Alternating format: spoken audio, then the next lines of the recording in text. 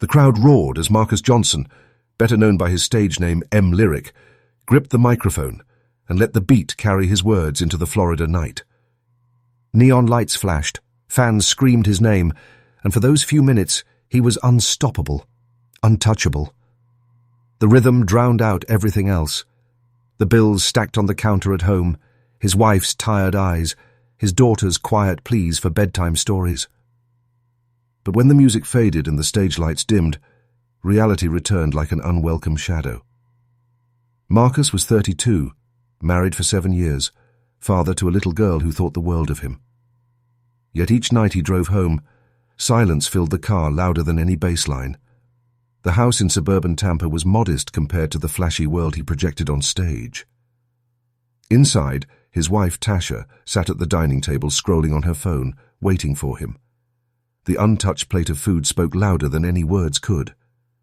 "Late again," she muttered, not looking up. Marcus dropped his keys in the bowl by the door. Studio ran over. "You know how it is." "You said that yesterday, and the day before."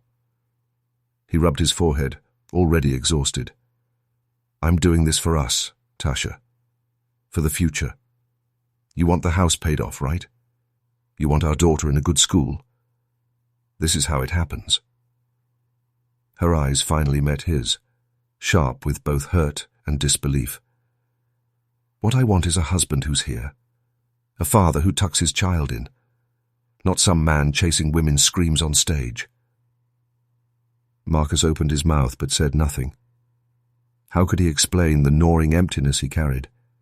The stage filled him, but only for a moment. At home, everything felt heavier, quieter, suffocating. Later that night, he stood in his daughter's room, watching her sleep. Her tiny hand clutched a stuffed bear, her breathing soft and steady. He leaned down, kissed her forehead, and whispered, "Daddy's trying." Deep inside, he wondered if he was lying to her, or to himself. The next morning, sunlight cut through blinds, revealing the gulf between him and Tasha. They barely spoke over breakfast. She packed lunch for their daughter, while Marcus scrolled through his phone, answering messages from producers, promoters, and strangers who seemed to admire him more than his own wife did. "Are you even here right now?" she asked, her voice sharp with quiet fury. "I'm here," he replied flatly, though his eyes never left the glowing screen. At the studio that afternoon, Marcus let his frustrations bleed into lyrics. His producer clapped him on the back. "That's fire, man. This is the track that's going to put you on the map." Marcus nodded, forcing a smile, but his chest felt hollow. Applause, contracts, late-night sessions. It all felt like chasing smoke. The more he reached, the emptier he became. Driving home after midnight, Marcus parked in the driveway and sat in the dark car for nearly an hour. The house lights were off. Tasha had given up waiting. For the first time, Marcus admitted to himself that something inside him was breaking. Success had given him a voice the world could hear, but at home, it had stolen the one voice that mattered most. He lit a cigarette, the ember glowing in the silence. His phone buzzed with a notification, an unknown number. A simple message glowed on the screen. "Loved your show tonight. You're unforgettable." Marcus stared at the words, a faint smile tugging at his lips. He didn't know it yet, but that single message would pull him down a path from which there was no return. And as he stepped out of the car, crushing the cigarette under his heel, the double life he thought he controlled was already spiraling into something far darker. The message replayed in Marcus's mind all night. "Loved your show tonight. You're unforgettable." Simple, flattering, and yet it struck a nerve deeper than he expected. For weeks, he had lived in the cold silence of his home, where every word from Tasha sounded like judgment, and every glance reminded him of distance. But this was warmth, attention, the kind he hadn't felt in years. He told himself it meant nothing, probably just another fan. Still, curiosity pried at him.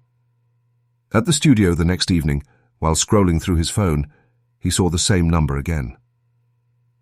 "That verse you did about broken promises, it felt real. Like you were telling my story too." Marcus typed back before he could stop himself. "Appreciate that. Just writing what I feel." Her name was Sierra, 20 years old, a college sophomore juggling classes and a part-time waitressing job. She confessed she had followed his music online long before she ever saw him live.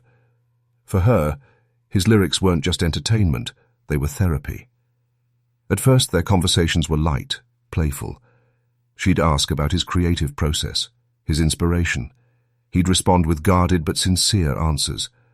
What surprised Marcus was how much she listened, how she hung on to every word.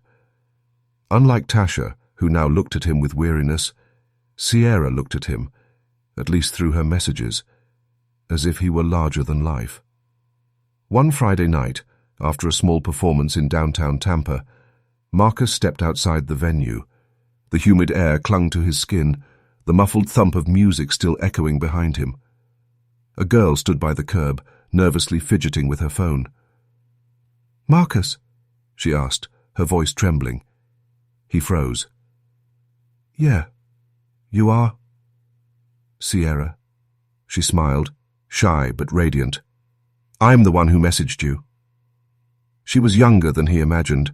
Bright eyes, nervous energy, the kind of innocence that hadn't yet been dulled by disappointment.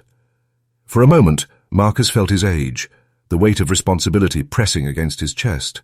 But when Sierra laughed nervously and pushed a strand of hair behind her ear, that heaviness melted. They walked a few blocks together, talking like old friends. Sierra spoke about struggling with college pressures, about a boyfriend who didn't understand her dreams. Marcus nodded, listening, flattered that she trusted him with secrets after knowing him for barely an hour. "You don't get it," she said softly. "When you rap about pain, it makes me feel less alone. Like somebody out there understands." He stopped, looking at her, the streetlights casting a pale glow across her face. He should have pulled away then, reminded her he was married, reminded himself she was too young. Instead, he let the moment linger. "You got no idea how much that means," he whispered. Over the following weeks, Sierra became a constant presence. She messaged him after every show, every studio session. Sometimes it was encouragement, sometimes just a late night, thinking about you. Marcus told himself it was harmless, just a fan who cared too much. But he found himself waiting for her messages, scrolling through his phone in quiet anticipation.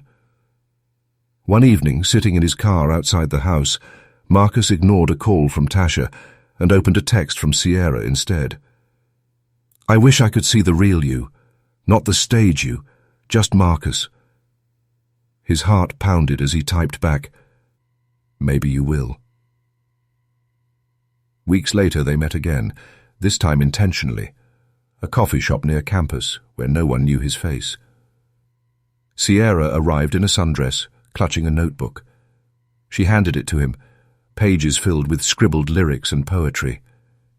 "You inspired me," she said. "Even if nothing comes of it, I wanted you to see what your words did for me." Marcus flipped through the notebook, stunned by the rawness of her writing. She was unpolished, but there was a hunger, a Marcus had always carried two phones, one for business, one for family. Now the second had taken on a darker purpose. Each vibration after midnight, each glowing screen in the quiet of his car meant Sierra.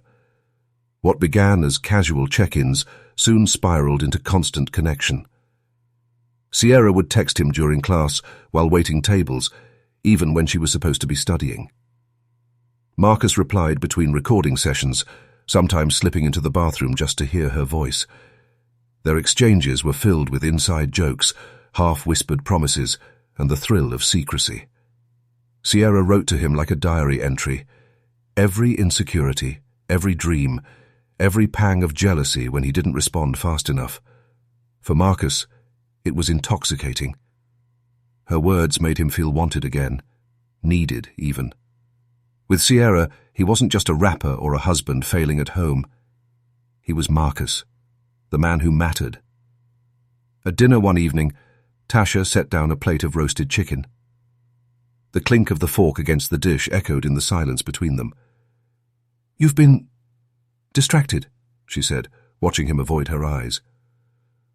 "I've just been busy," Marcus muttered, thumb brushing the phone hidden in his lap. Tasha's gaze sharpened. "Busy with what? You barely talk to me anymore. Even when you're here, you're not here." He sighed, forcing a weak smile. "Come on, Tasha. You know the grind. Music takes everything right now. I'm just trying to make it work." Her lips trembled before pressing into a thin line. She didn't argue, but her silence felt heavier than any fight. Later that night, lying in bed beside his wife, Marcus stared at the ceiling while his phone buzzed quietly under the pillow. He slipped out of bed, padding barefoot into the bathroom. "Can't sleep. Wish you were here." Sierra's message glowed. He typed back, "Me too. Just need to hear your voice." Moments later, her whisper filled his ear. "I don't know why, but you make me feel alive." Marcus closed his eyes, leaning against the cool tile wall. "You make me feel seen," he admitted softly, "like I'm more than what everyone wants me to be." The secret calls became their nightly ritual. Sierra spoke of her fears, of being stuck in a dead-end relationship, of fading into the background of her own life. Marcus listened, comforting her, but also feeding off her devotion. "You deserve more," he told her one night. "And so do you," she replied. "You give everything to people who don't even appreciate it. But me, I see you." Those words burned into him, but the walls at home were closing in. Tasha noticed his late arrivals, the bathroom breaks that stretched too long, the empty excuses. She began asking more questions, her tone sharper each time. One evening, as he stepped out onto the porch to take another call, Tasha followed quietly. She watched from the kitchen window as Marcus leaned against the railing, smiling at someone who wasn't her. Though she couldn't hear his words, the intimacy was clear. When he returned inside, she asked, her voice trembling, "Who were you talking to?" Marcus froze, forcing a laugh. "Producer. We're locking down a track." But Tasha's eyes didn't waver. She knew. She didn't have the evidence yet, but she felt it deep in her chest, the betrayal blooming like a bruise. Meanwhile, Sierra's attachment grew bolder. She started sending pictures, smiling selfies, glimpses of her world, sometimes lingering on the edge of something more daring. Marcus responded with encouragement, sometimes with silence, but always with a hunger he couldn't quite tame. What neither of them realized was that secrets rarely stay hidden. Every vibration of Marcus's phone, every unanswered question from Tasha, and every confession Sierra whispered in the dark was pulling them deeper into a web that could not hold. And somewhere unseen for now, another pair of eyes would soon notice Sierra's shifting loyalties. The man who believed she still belonged to him. Tyrell Bennett had never been the type to shout or storm out. His silence was his weapon, his watchfulness his shield. For 3 years, he and Sierra had shared a small apartment just off campus, second-hand furniture, mismatched dishes, and bills that always seemed a month late. He worked nights at a warehouse to help cover rent, while Sierra balanced her classes and shifts at the diner. They weren't perfect, but they were steady. At least, they used to be. Recently, Tyrell noticed the shift. Sierra was distracted, her phone lighting up at odd hours, her laugh carrying a softness that wasn't meant for him. She lingered on her screen more than his eyes, and when he asked, she brushed him off with a smile that felt rehearsed. One night, after another long shift, Tyrell dropped his boots at the door and found Sierra curled on the couch, giggling quietly into her phone. She didn't even look up when he entered. "Who's making you laugh like that?" he asked, forcing casualness into his tone. "Just a friend," she replied quickly, sliding the phone face down on the cushion. Tyrell said nothing, but his mind burned. A friend. He had known her long enough to tell when she was lying. Days later, while Sierra showered, he finally gave in to temptation. Her phone sat on the nightstand, unlocked. His hands trembled as he picked it up. The messages weren't hard to find. Marcus. Dozens of texts, compliments, late-night confessions, words no friend should ever be writing. Tyrell scrolled further, his chest tightening with each line. Wish you were here. Only you understand me. Just thinking about you. Then he saw a photo Sierra had sent. Her smile tilted just for Marcus, not for him. A bitter laugh escaped his lips. The world tilted. His girlfriend, the girl he worked himself raw to support, was giving her heart to another man. And not just any man. A married rapper, one who hunted his fame while Tyrell broke his back for scraps. When Sierra stepped out of the bathroom, towel wrapped around her, she froze. Tyrell sat on the edge of the bed, her phone in his hands. "Who the hell is Marcus?" he asked, voice low, shaking with restrained fury. Sierra's eyes widened. "You went through my phone?" "Answer me," he snapped. She stammered. He's just someone I talk to. It's not what you think." Tyrell's jaw tightened. "Don't play me, Sierra. I read it all. The messages, the pictures. You think I'm stupid?" Tears welled in her eyes. "It's complicated. You don't understand. He listens to me. He cares." The words sliced deeper than she realized. Tyrell stood, pacing the small room, his fists clenched, nails digging into his palms. "So that's it. I bust my ass every night, and you give your heart to some man who already has a wife.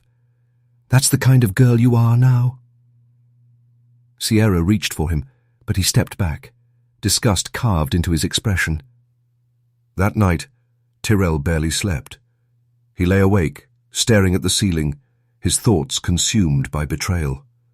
Rage burned through him, but beneath it was humiliation. Everyone who saw Marcus on stage saw charisma, success, adoration. And what did Tyrell have?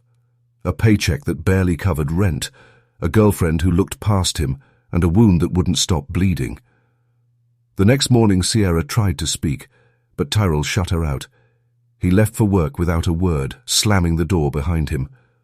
On the warehouse floor, he lifted crates heavier than his own fury, yet the ache in his chest wouldn't fade. By the week's end, Tyrell's suspicion evolved into obsession. He tracked Sierra's movements, watched her smile at her phone. The night after Tyrell's discovery, Sierra's world became a fragile balancing act. His suspicion lingered like smoke in every conversation, every glance. But Marcus's pull was stronger than fear, stronger than loyalty. When he whispered into her phone, "Meet me tonight," her pulse skipped. Against all reason, she said yes. The hotel room smelled faintly of expensive cologne and secrecy.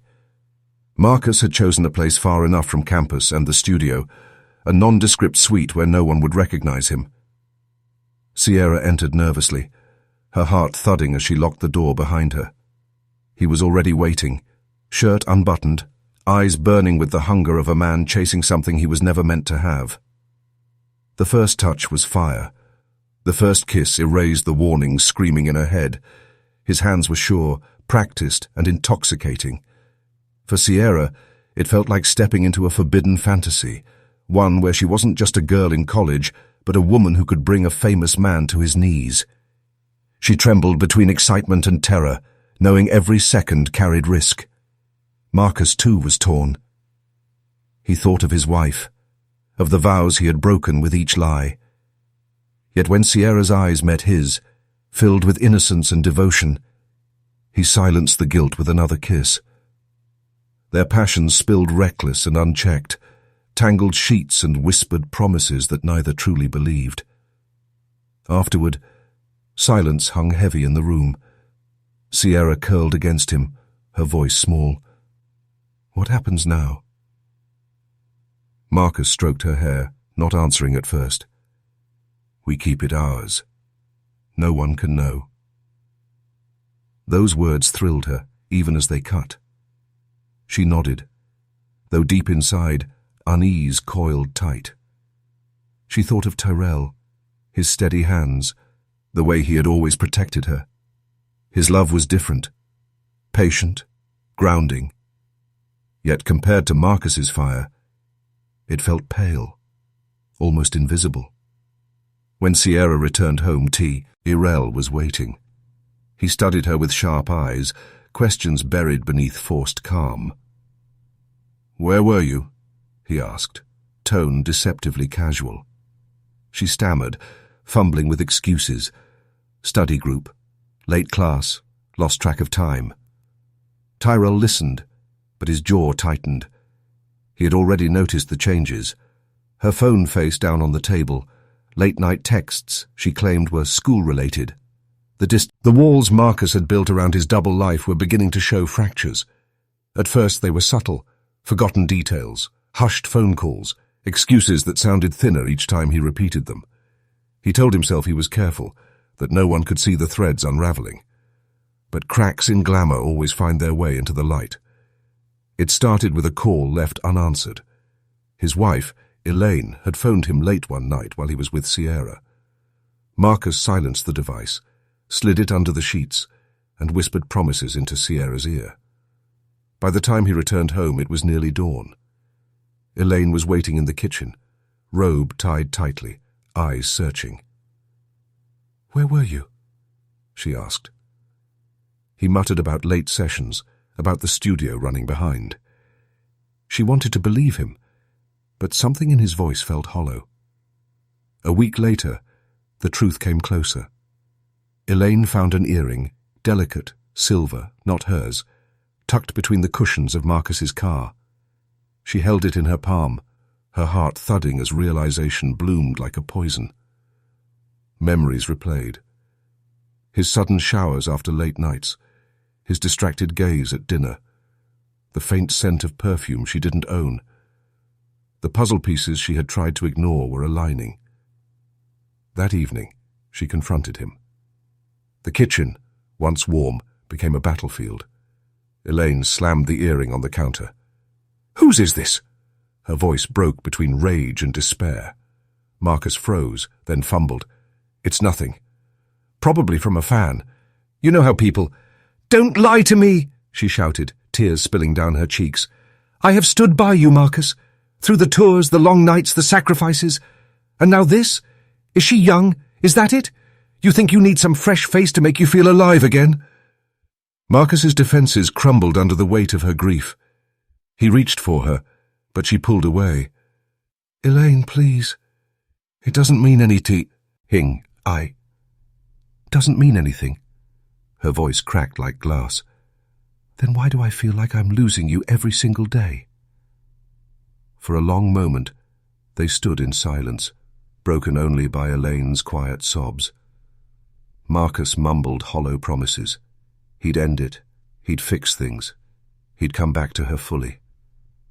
But the words tasted empty, even as he said them. Deep inside, he knew he couldn't let Sierra go. While Marcus's home teetered on the edge, another storm was building elsewhere.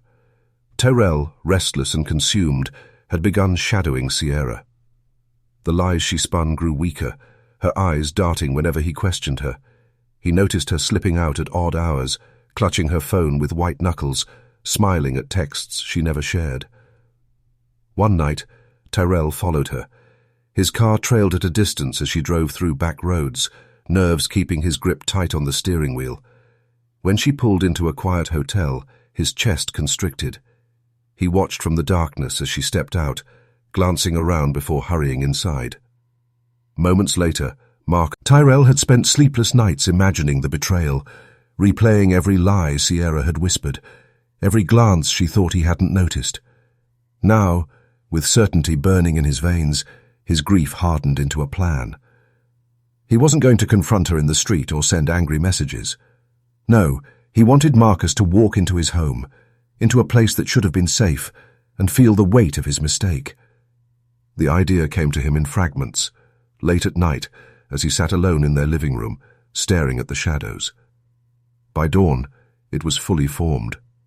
If Marcus wanted Sierra so badly, Tyrell would let him have her, on Tyrell's terms. The next evening, he approached Sierra carefully, his voice soft, almost too calm. "I've been thinking," he said, watching her eyes flicker nervously. "Maybe I've been too hard on you. If you want to see him, maybe you should. Invite him over sometime. I'll be gone for the night." Sierra froze, her stomach twisting. "What do you mean?" "I mean," Tyrell continued, his expression unreadable, "if this is what makes you happy, I won't stop you." He reached out, brushing his thumb against her cheek, in a gesture that felt more like a test than affection. "Just be honest with yourself." Inside, Sierra panicked. It felt like a trap, yet the calmness in his tone disarmed her. Guilt pressed heavily against her chest. She wanted to refuse, to end everything, but fear and desire pulled her in opposite directions. Marcus was intoxicating, dangerous, impossible to resist.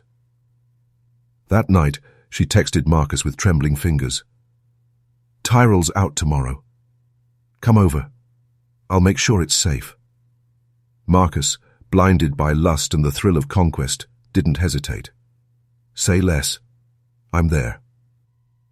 He didn't stop to question why Sierra was suddenly so bold, why the secrecy seemed to dissolve so easily. His ego told him it was proof of her devotion, another sign that she couldn't resist him. He saw no danger in her message, only opportunity. The following day stretched with unbearable tension for Sierra. Every glance from Tyrell felt loaded, every silence too sharp. She caught him watching her as she prepared the house, fluffing pillows, lighting candles, disguising nerves with domestic tasks. His quiet nods unnerved her more than anger would have. When Tyrell finally left, she stood alone in the living room, her heart pounding. The walls seemed to close in, as though they knew the truth she was too afraid to face. Marcus arrived not long after. His smile was broad, his swagger unchecked as he stepped inside. "Damn, girl." The air inside the house was heavy, saturated with the scent of candles and Sierra's nervous anticipation. Marcus leaned against the sofa, sipping from a glass of whiskey she had poured with trembling hands. His confidence filled the space, the same reckless swagger that had made him magnetic on stage and irresistible in secret. But beneath the flicker of candlelight, Sierra's eyes darted constantly toward the staircase, as if the shadows themselves were alive. "Relax, baby," Marcus murmured, pulling her closer. "Ain't nobody here but us. This is how it's supposed to be. No lies, no hiding." She wanted to believe him. She wanted the moment to feel pure. But dread pressed into her ribs. Every laugh came out thin, every smile forced. Her mind screamed warnings she didn't dare speak aloud. Upstairs, Tyrell sat in darkness, listening. Every word, every kiss, every muffled laugh twisted deeper into his chest. He had imagined this moment 1,000 times, the betrayal painted vividly in his mind, but hearing it, living it, ignited a fury no fantasy could match. His hand rested on the cold weight of the gun he had kept hidden, the decision already made. Tonight would not end with another lie. Downstairs, Marcus tugged Sierra into his lap, grinning. "Girl, you're shaking. You that excited to have me here?" He kissed her neck, his voice low. "I told you, I'll take care of you. You don't need to be scared." But she was terrified, not of Marcus, but of the silence that pressed against the walls, as if the house itself were holding its breath. And then, it broke. Footsteps thundered down the stairs. Sierra's body went rigid, her glass slipping from her hand and shattering against the hardwood. Marcus looked up, confusion flickering into alarm as Tyrell appeared in the doorway, gun raised, his face carved into stone. The room shifted instantly. The soft glow of candles now felt size. Neaster, every shadow lengthened by the barrel of the weapon aimed squarely at Marcus's chest. "What the hell is this?" Marcus asked, standing quickly, his hands half raised.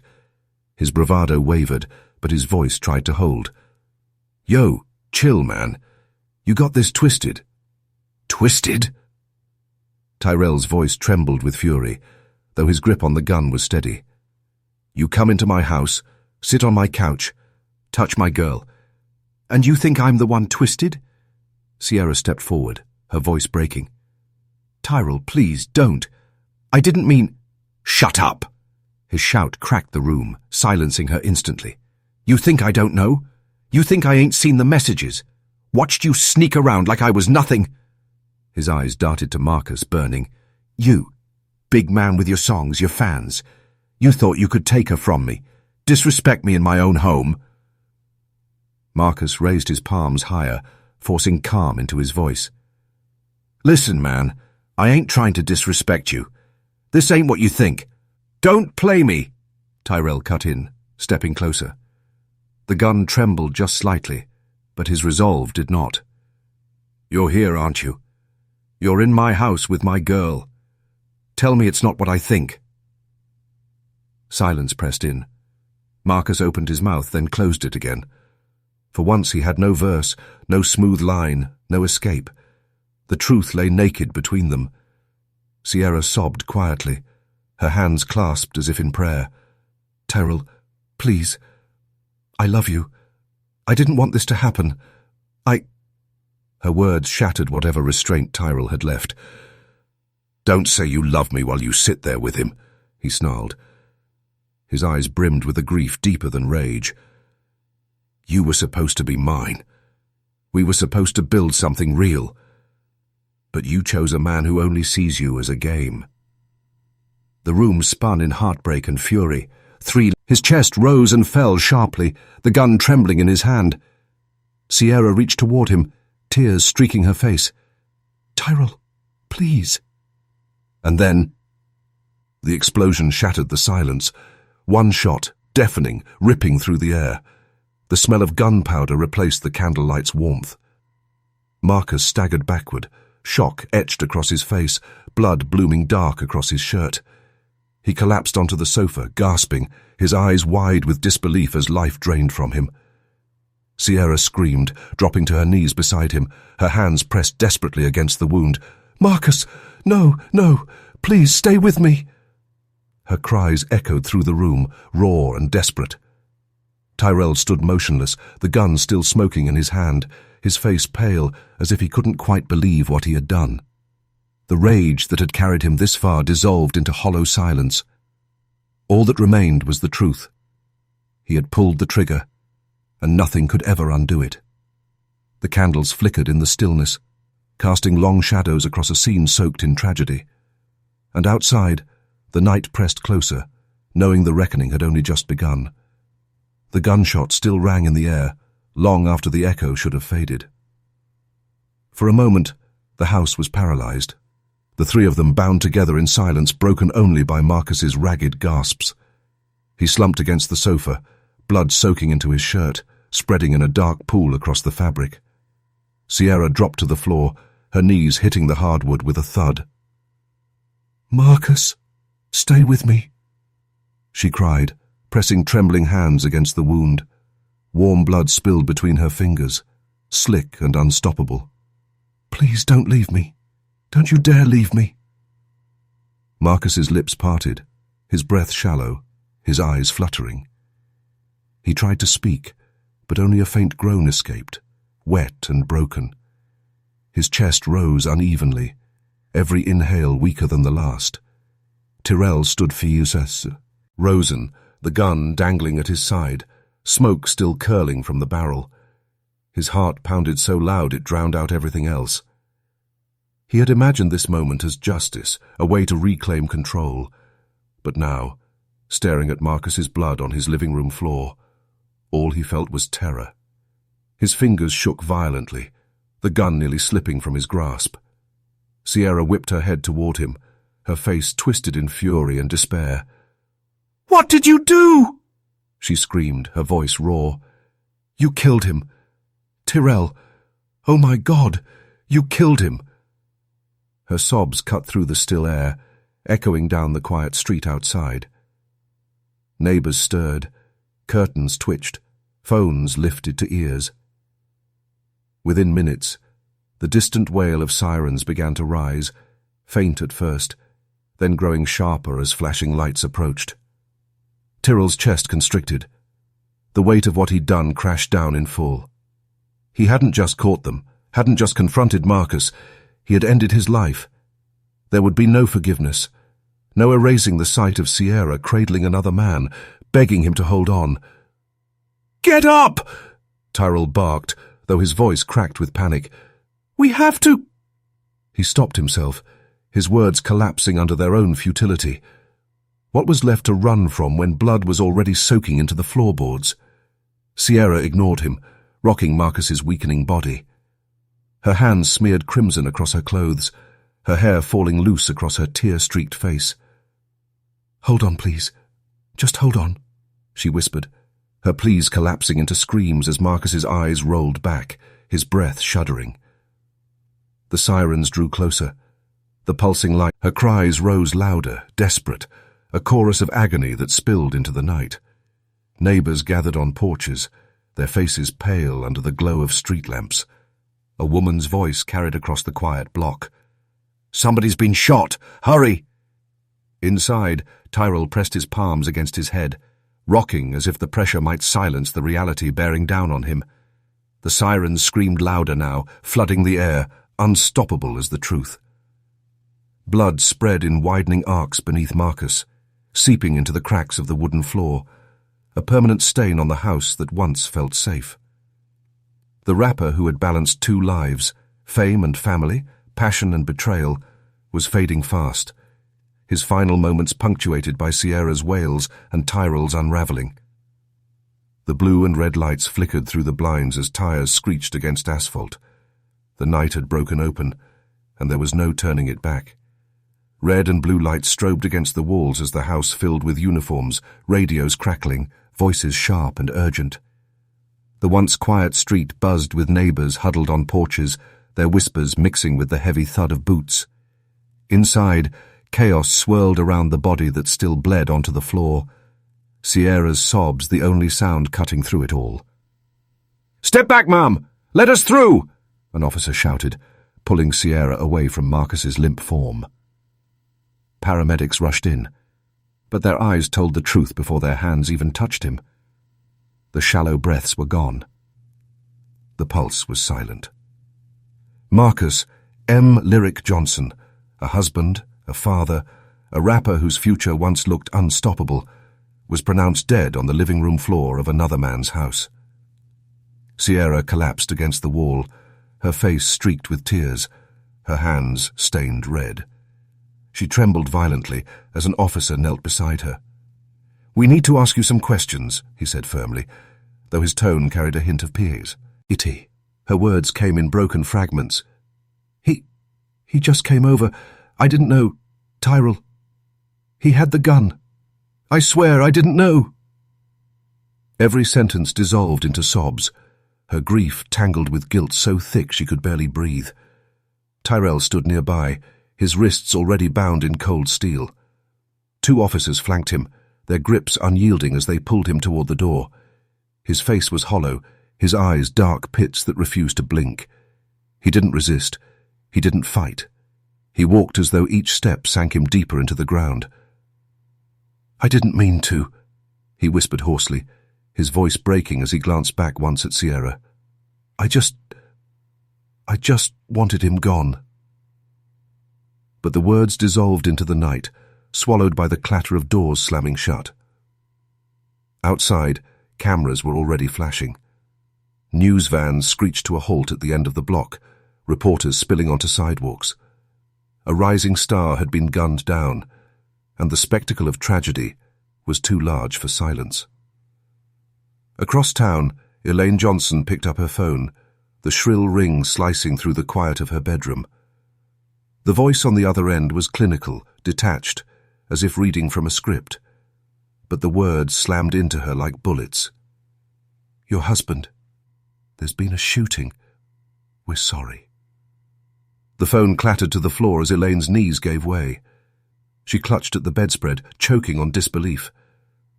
Just hours earlier, she had begged him to come home, to fix their marriage, to be present. Now there would be no second chances, no explanations. The life they had built together collapsed in an instant, leaving her in the rubble of secrets she hadn't chosen. In the back of a police cruiser, Tyrell stared at his reflection in the window. The flashing lights painted his face in alternating colors, but nothing could mask the emptiness in his eyes. He had thought vengeance would heal him, that ending Marcus's life would restore what he lost. Instead, he felt only ruin. Inside the house, Sierra sat alone at the dining table, hands shaking as detectives pressed her with questions. Every answer tangled her deeper. Why she invited Marcus over, why she didn't stop Tyrell, what she had known all along. Her tears blurred the notepad before her, her voice collapsing under the weight of confession. The night stretched endlessly, a carousel of grief, anger, and regret. The truth had spilled into the open, staining everyone it touched. Marcus was gone. Sierra was broken. Tyrell was shackled. And Elaine, hundreds of miles from the scene, was left to cradle the pieces of a life that would never be whole again. As dawn crept over Florida, the flashing lights faded, but the damage remained. The secrets that once thrived in shadows had been dragged into daylight, and the cost of love, betrayal, and obsession was carved into every life left behind. The courthouse loomed like a fortress, its stone steps crowded with reporters and flashing cameras. Weeks had passed since the night Marcus's life ended, but the chaos had only grown louder. Headlines screamed betrayal, jealousy, murder. Protesters lined the sidewalks, some chanting for justice for Marcus, others demanding mercy for Tyrell. The tragedy had become a spectacle, and now the world waited to see how love and lies would unravel under oath. Inside, the air was thick with tension. Tyrell sat at the defense table, his orange jumpsuit replaced with a stiff grey suit. His hands trembled slightly as he clasped them together, his jaw tight, his eyes hollow.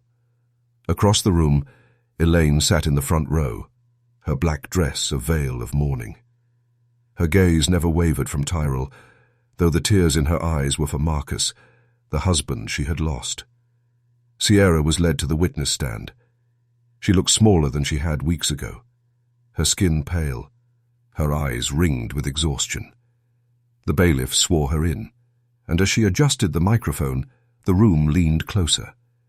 Her testimony was the centerpiece, the thread binding victims, and betrayer, truth and deception. The prosecutor rose first, his voice sharp as a blade. "Ms. Torres, tell this court what happened the night Marcus Johnson was killed." Sierra's lips quivered. "Marcus came over. He wanted to talk. Tyrell was angry. He thought Marcus was trying to take me away. I didn't know he had a gun. I swear I didn't." Her words cracked, tears sliding down her cheeks. The prosecutor pressed harder. "You were in a relationship with Tyrell at the time, correct?" She nodded, her shoulders sagging. "And you were still seeing Marcus in secret?" Her silence filled the room louder than any scream. Finally she whispered, "Yes." The gallery erupted with murmurs. Elaine's face crumpled, her grief deepening into a sharper kind of pain. Every secret, every betrayal, now lay bare for strangers to dissect. When the defense attorney rose, the atmosphere shifted. His tone was smoother, almost sympathetic. "Ms. Torres, Marcus knew you were with Tyrell, didn't he? Yet he kept pursuing you." Sierra hesitated. He said he still loved me. He wouldn't stop calling." The defense leaned in. "So, Marcus knowingly interfered in your relationship? He came to your home where he knew Tyrell would be?" She swallowed hard, unable to answer. The silence was enough.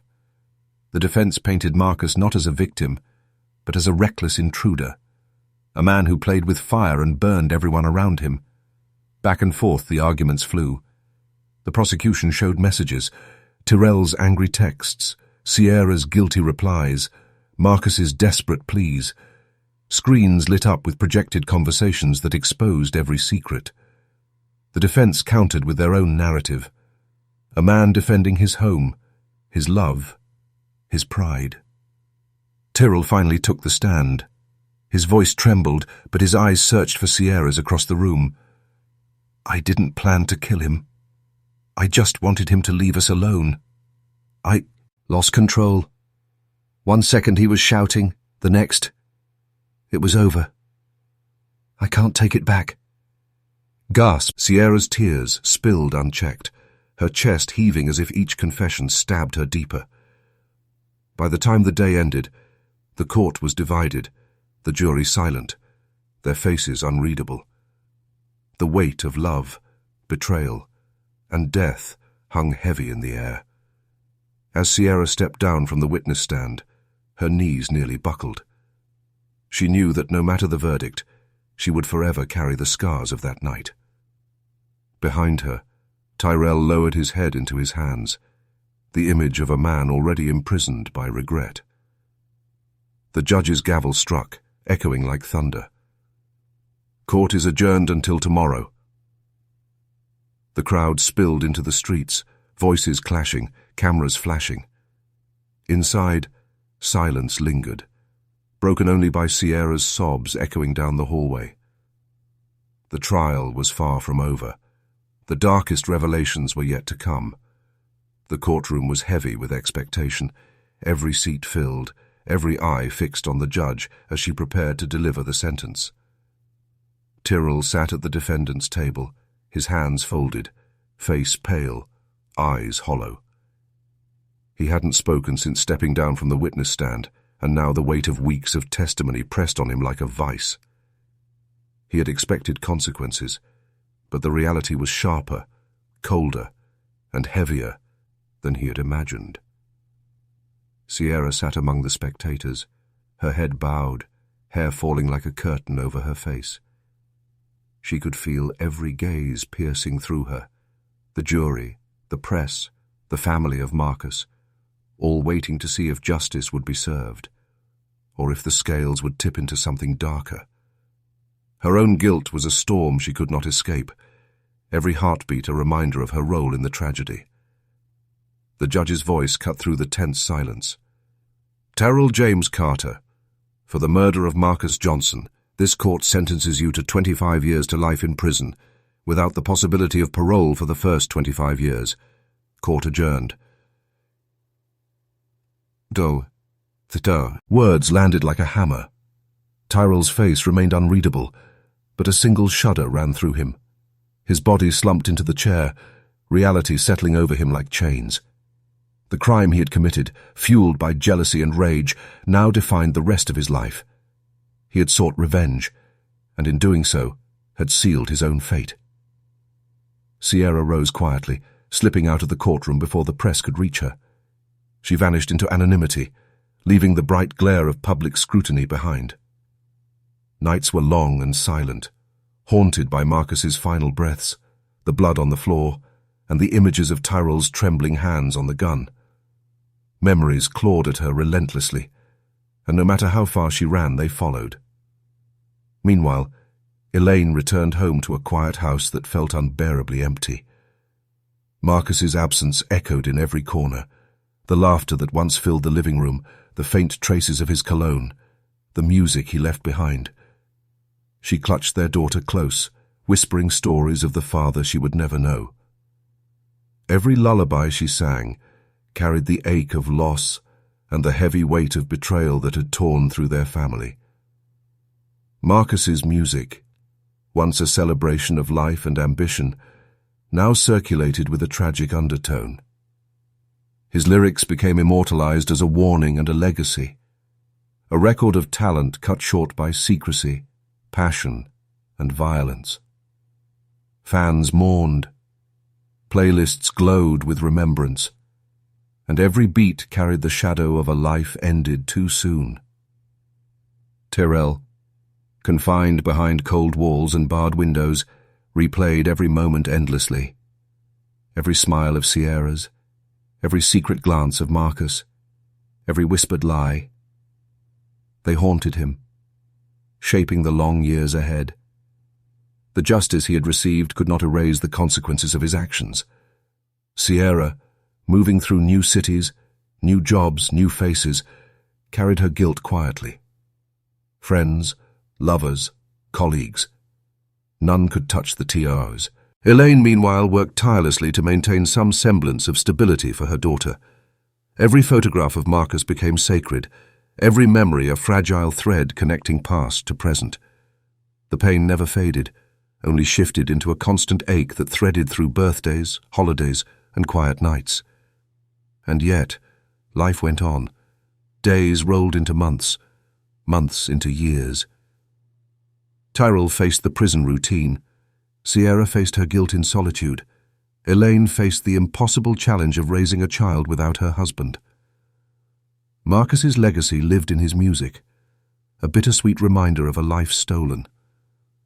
The story closed not with resolution, but with a lingering question that no courtroom, no sentence, and no confession could answer fully. Was the truth, the exposure of secrets, the reckoning of betrayal, worth the price that everyone had paid? Silence fell, leaving only the echoes of choices, regrets, and the tragic cost of love gone terribly wrong.